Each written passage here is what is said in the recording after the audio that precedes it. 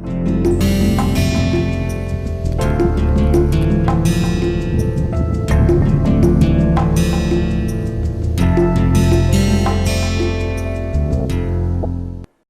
welcome back into the lecture series on nanotechnology in agriculture.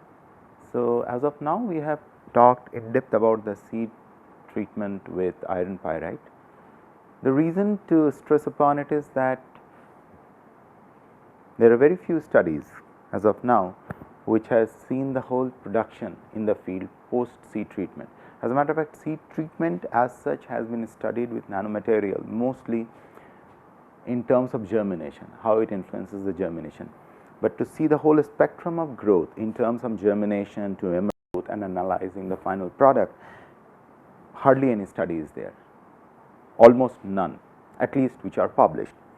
So, that was one of the reasons why I invested so much time on telling about one material which has have a result of the complete spectrum in terms of the final production and their nutritional analysis. Today what I will do, I will give you a kind of a summary sheet of the other nanomaterials which been investigated currently or under intense investigation, primarily at the level of either foliar spray or germination or seedling treatment and the growth, but not the I have given you all the productions and everything, not in that level. So, one of the common nanoparticle which has been used pretty frequently is silver nanoparticle. Okay. And by the way, even if you miss out here, I will be giving you some of those publications where these comprehensive tables have been included.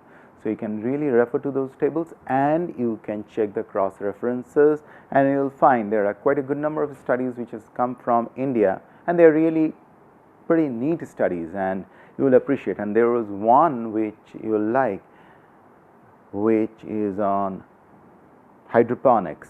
So, there are several line of applications which is emerging as nanotechnology is marching from its infancy towards maturity. We are realizing many interesting aspects. Okay, so let us continue. Silver nanoparticle has been used on jasmine rice. Okay,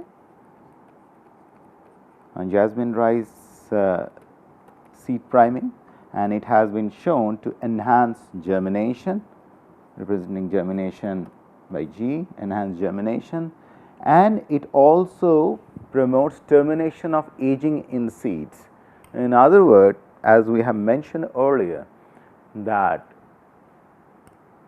you can really stop that aging process within the leaf by manipulating its enzyme activity.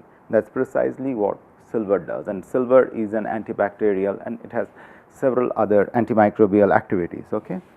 So, this is about silver. Similarly, we have already told about iron, especially iron sulfur. It has been tried on chickpea.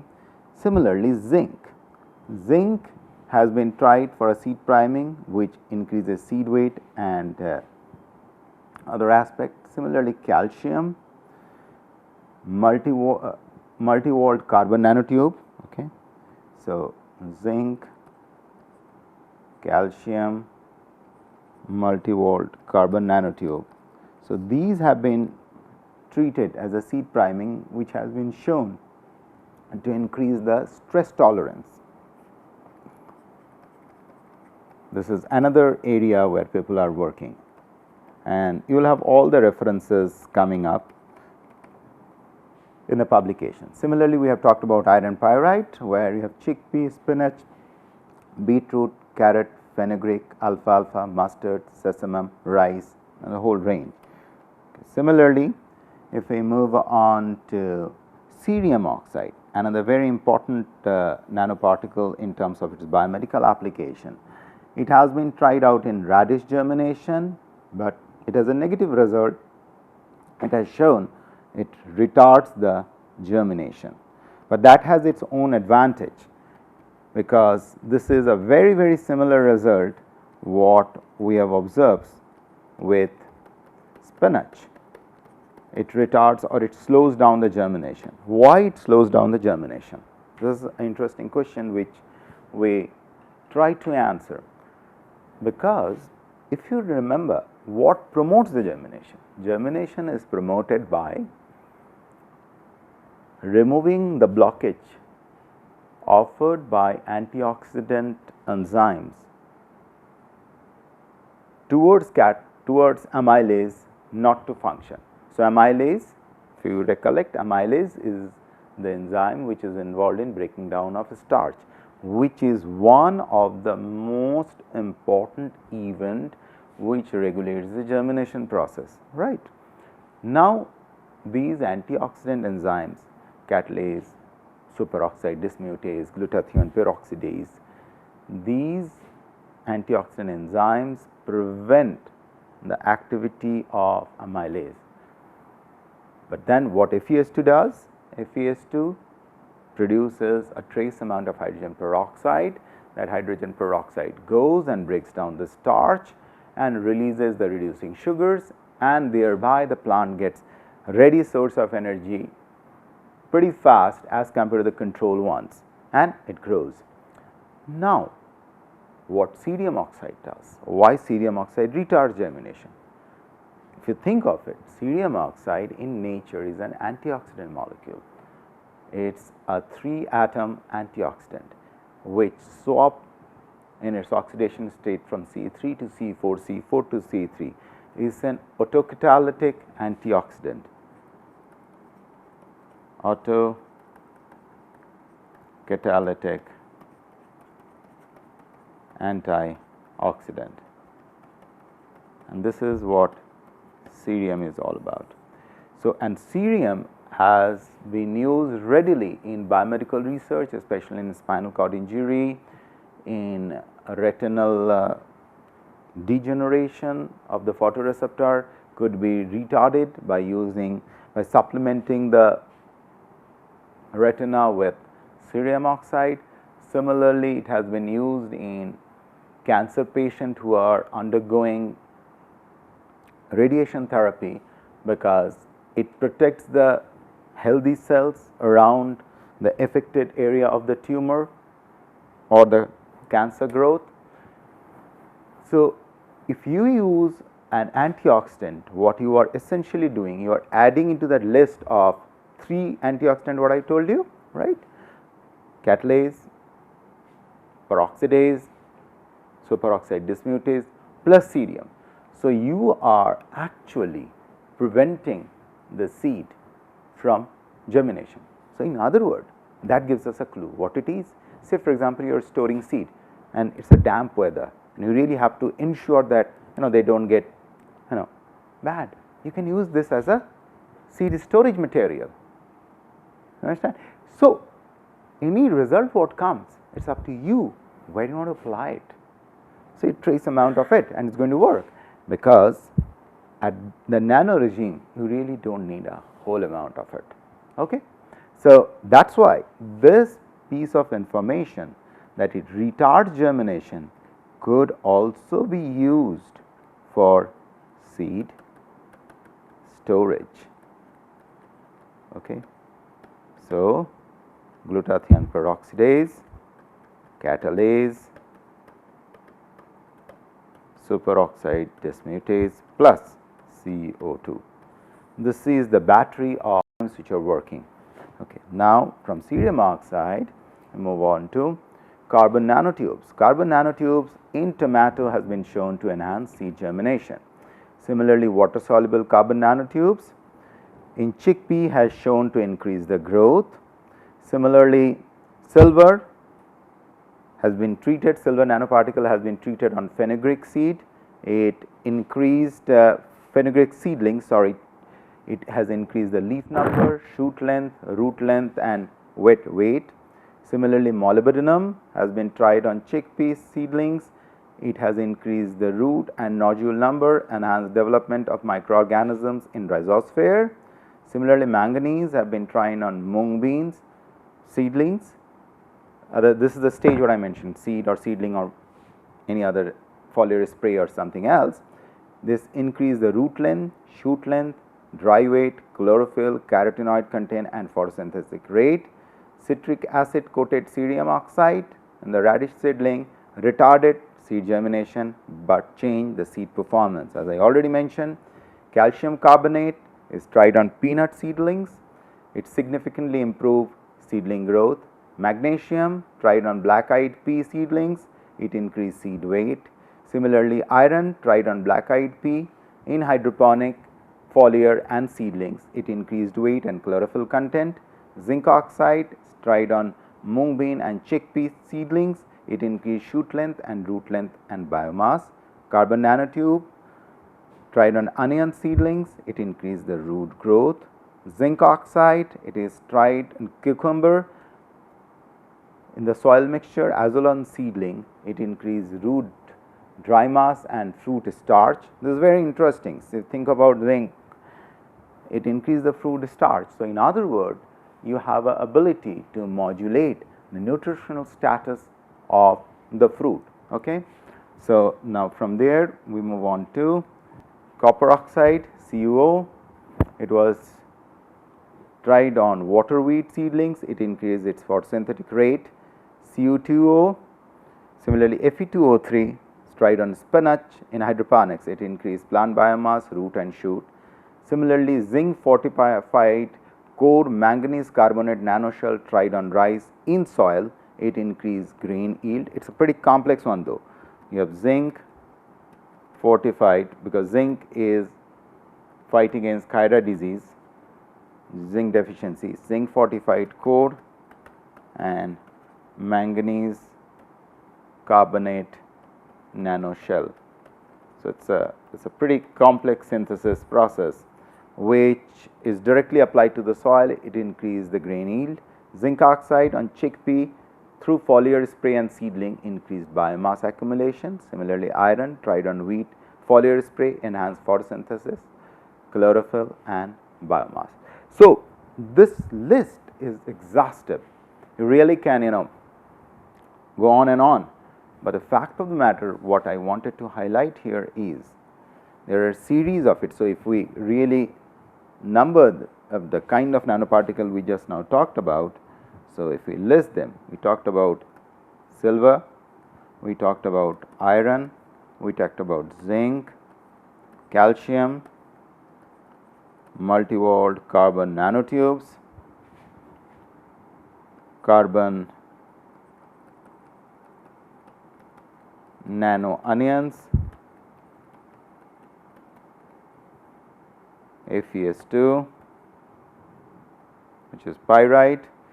Then we talked about cerium oxide, carbon nanotubes CNTs and water soluble carbon nanotubes. Then again a silver, molybdenum, manganese, citric acid coated CO2,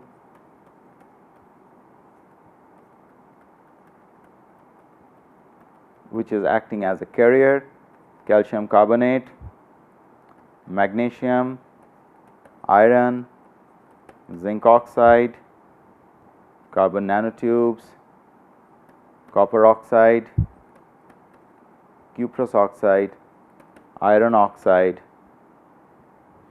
so on and so forth.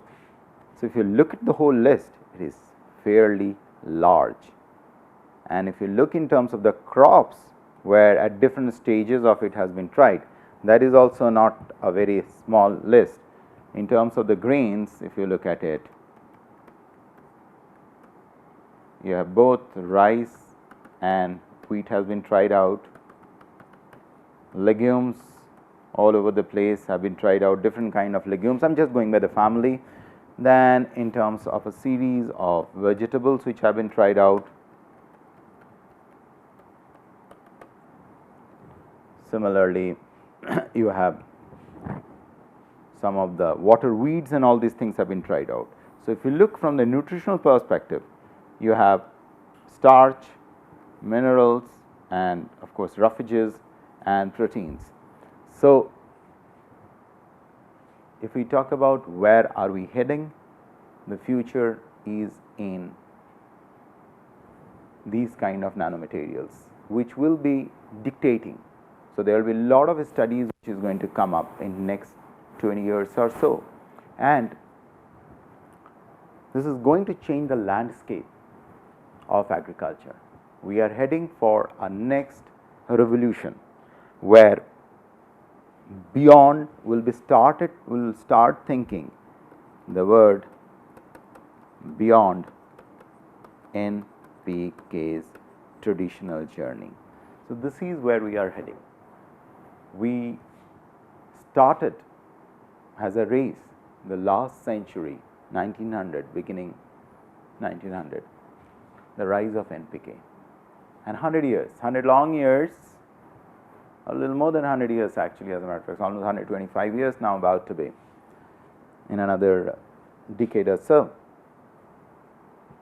A journey which saw green revolution, emergence of dough varieties of rice and wheat, emergence of different kind of polyploidies in vegetables and other crops, in fruit crops. So, tremendous development, and along with it tremendous improvement in the productivity. It saw the rise of population, but as a fallout we observe large amount of disbalance in terms of water resources. The ecosystem got perturbed. Similarly, the soil got perturbed. But then the march goes on. We are heading for precision agriculture, and the nanotechnology will play a critical role in precision agriculture, where smaller amount, maximum output. So, people have apprehensions what will happen to the fate and all these things, and that will continue. I am pretty sure when NPK came into the market, there were apprehensions, and you can't help it. We as a race will keep on exploring, just the way we explore hybrid seeds, we'll keep on exploring it. Genetically engineered crops, which are so common now. That's how a human race evolves. It will keep on trying newer and newer things. It will learn through its mistakes, and it will again do mistakes. So, if I see the literature, I will say that's where the future lies. So,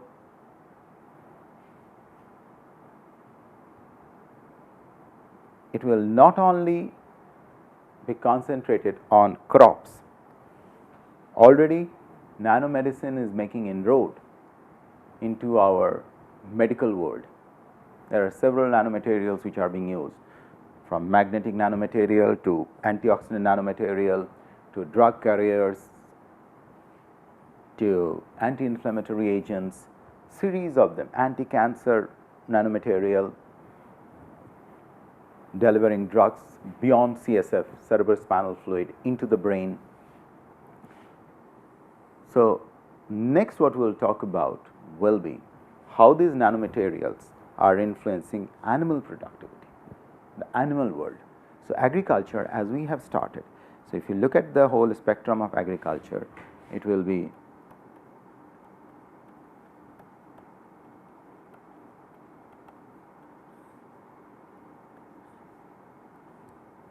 plant world,